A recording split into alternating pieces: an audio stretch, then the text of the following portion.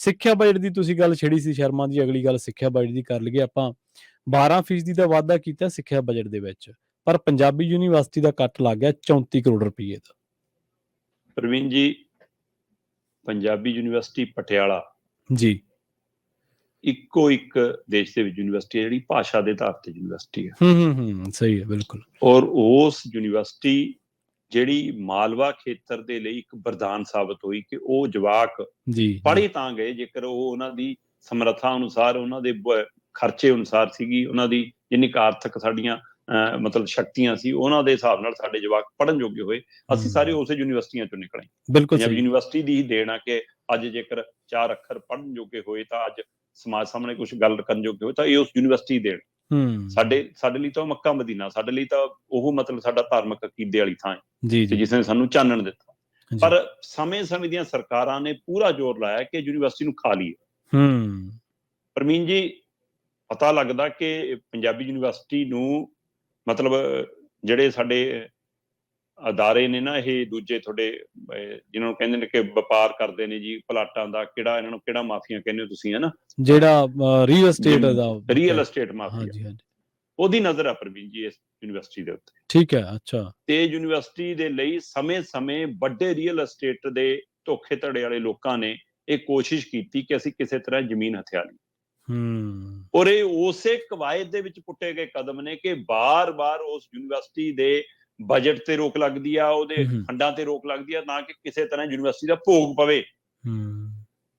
ਪਰ ਮੇਰਾ ਸਵਾਲ ਇਹ ਹੈ ਕਿ ਬਾਦਲਾਂ ਨੇ ਜੇਕਰ ਬਿਨਾਂ ਮਤਲਬ ਤੋਂ ਭਰਤੀ ਕੀਤੀ ਤਾਂ ਉਹਦੀ ਸਮੀਖਿਆ ਹੋਣੀ ਚਾਹੀਦੀ ਆ ਕਿ ਜਿਹੜਾ ਬਾਦਲ ਕੋਲ ਗਿਆ, ਪਤਾ ਨਹੀਂ ਉਹ ਕੌਣ ਜੇਬ ਗਰਮ ਕਰਾਉਂਦਾ ਸੀ, ਕਿਹਦੀ ਜੇਬ ਗਰਮ ਹੁੰਦੀ ਸੀ, ਕਿਹਨੂੰ ਪੈਸੇ ਦਿੰਦੇ ਸੀ, ਜਾਂ ਕਿਹਦੀ ਸਿਫਾਰਿਸ਼ ਚੱਲਦੀ ਸੀ ਕਿ ਬਾਦਲਾਂ ਕੋਲ ਚਿੱਠੀ ਲਿਆਈ ਤੇ ਯੂਨੀਵਰਸਿਟੀ ਲੱਗ ਗਿਆ। ਜਿਹਦੀ ਲੋੜ ਵੀ ਨਹੀਂ ਉਹਨਾਂ ਨੇ ਭਰੇ ਨੇ, ਜਿਹਦੀ ਲੋੜ ਆ ਉਹ ਅੱਜ ਵੀ ਹੈ ਨਹੀਂ ਉੱਥੇ। ਜੀ। ਸੋ ਬੋਝ ਇੰਨਾ ਵੱਧਦਾ ਗਿਆ। ਫਿਰ ਉੱਥੇ ਕਦੇ ਖਰਚੇ ਘਟਾਉਣ ਨੂੰ ਲੈ ਕੇ ਕੋਈ ਤਜਵੀਜ਼ ਨਹੀਂ ਆਈ। ਵਿਦਿਆਰਥੀਆਂ ਦੇ ਭਲਾਈ ਲਈ ਫੰਡ ਨਹੀਂ ਹੁੰਦਾ ਪਰ ਬਾਕੀ ਮਸਲਿਆਂ ਦੇ ਲਈ ਮਤਲਬ ਰੌਲਾ ਪੈਂਦਾ ਰਹਿੰਦਾ ਉੱਥੇ। ਸੋ ਇਹ ਸਾਰੀ ਕਵਾਇਦ ਪਹਿਲਾਂ ਤੋਂ ਜਾਰੀ ਆ। ਸੋ ਪੰਜਾਬੀ ਯੂਨੀਵਰਸਿਟੀ ਨੂੰ ਖਤਮ ਕਰਨ ਦੇ ਲਈ ਬਾਦਲਾਂ ਤੋਂ ਲੈ ਕੇ ਕੈਪਟਨ ਤੱਕ ਵਾਲਾ ਸਾਰਾ ਦੌਰ ਇਸ ਦੇ ਲਈ ਜ਼ਿੰਮੇਵਾਰ ਆ।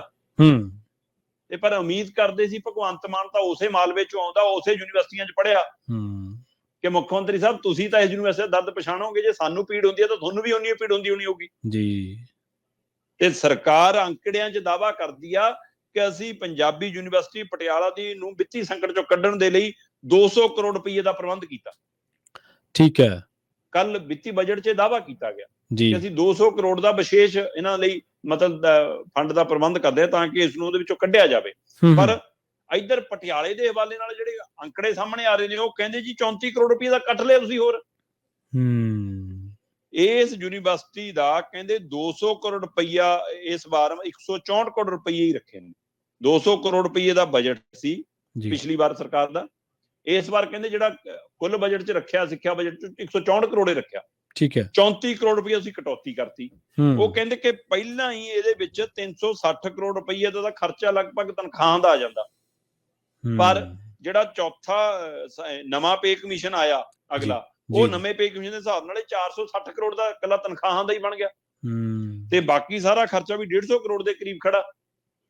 ਸੋ 600 ਕਰੋੜ ਦੇ ਕਰੀਬ ਤਾਂ ਆਹੀ ਖਰਚਾ ਚਲਾ ਜਾਂਦਾ। ਤੇ ਇੱਥੇ ਤੁਸੀਂ ਰੱਖ ਰਹੇ ਹੋ ਕਿ ਜੀ ਅਸੀਂ 200 ਕਰੋੜ ਚੋਂ 164 ਕਰੋੜ ਰੁਪਈਆ ਤੇ 200 ਕਰੋੜ ਤੁਸੀਂ ਹੋਰ ਵੀ ਰੱਖ ਲਓ ਤਾਂ ਵੀ ਅੱਧੇ ਤੇ ਪਹੁੰਚਦੇ ਹੋ। ਅੱਧੇ ਤੇ ਪਹੁੰਚਦੇ, ਬਿਲਕੁਲ ਸਹੀ ਹੈ।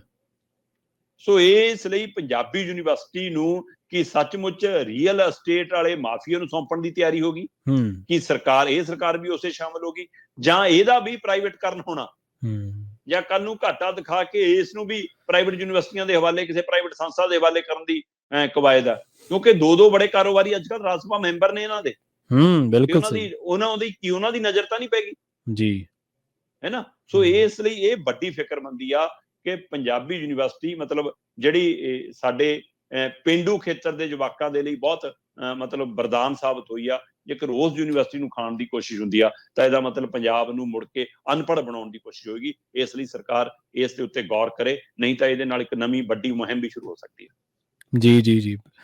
ਹਾਂ, ਬਿਲਕੁਲ ਦੋਸ਼ ਤਾਂ ਪਹਿਲਾਂ ਹੀ ਲੱਗ ਰਹੇ ਆ। ਤਾਂ ਆਪਾਂ ਦੇਖਦੇ ਹਾਂ ਸਦਨ ਦੀ ਕਾਰਵਾਈ ਦੇ ਵਿੱਚ ਲਵਲੀ ਯੂਨੀਵਰਸਿਟੀ ਵਾਲਿਆਂ ਤੇ ਕਿ ਭਾਈ 100 ਕਰੋੜ ਦੀ ਜ਼ਮੀਨ ਨੱਪੀ ਬੈਠੇ ਆ। ਸੀਚੇਵਾਲ ਕਹਿੰਦੇ ਕਿ ਮੈਂ ਭਾਈ 23 ਕਿੱਲੇ ਗਾਈਆਂ ਨੂੰ ਪੱਠੇ ਪਾਉਣ ਵਾਸਤੇ ਰੱਖੇ ਆ। ਫਿਰ ਇਸ ਹਿਸਾਬ ਨਾਲ ਤਾਂ ਬਲਬੀਰ ਸਿੱਧੂ ਵੀ ਠੀਕ ਹੈ, ਉਹ 10 ਕਿੱਲੇ ਉਹਨੇ ਗਾਈਆਂ ਲਈ ਰੱਖੇ ਸੀ। ਹਾਂ 10 ਕਿੱਲੇ ਉਹਨੇ ਗਾਈਆਂ ਲਈ ਰੱਖੇ ਸੀ, ਉਹਦਾ ਵਿਚਾਰਾ ਫਿਰ ਬੀਬਾ ਬੰਦਾ, ਨਾਲੇ ਮਹਿੰਗੀ ਜ਼ਮੀਨ ਰੱਖੀ ਬੈਠਾ ਸ਼ਰਮਾ ਜੀ, ਤੁਸੀਂ ਦੇਖੋ ਜਿਹੜੀ ਅਰਬਾਂ ਰੁਪਏ ਦੀ ਹੈ, ਕੋਈ ਮਰਲਾ ਨਹੀਂ ਛੱਡਦਾ ਅੱਜ ਕੱਲ, ਹਨਾ। ਫਿਰ ਉਹਦੇ ਮਗਰ ਵਿਜੀਲੈਂਸ ਕਿਉਂ ਭਾਈ, ਇਹ ਤਾਂ ਫਿਰ ਸਵਾਲ ਤਾਂ ਬਣੂਗਾ ਨਾ। ਤੇ ਆਪਾਂ ਅਗਲੀ ਵਿਜੀਲੈਂਸ ਤਾਂ ਚੰਨੀ ਮਗਰ ਵੀ ਪੈ ਗਈ ਫਿਰ ਵੀ ਜੀ ਗੱਲ।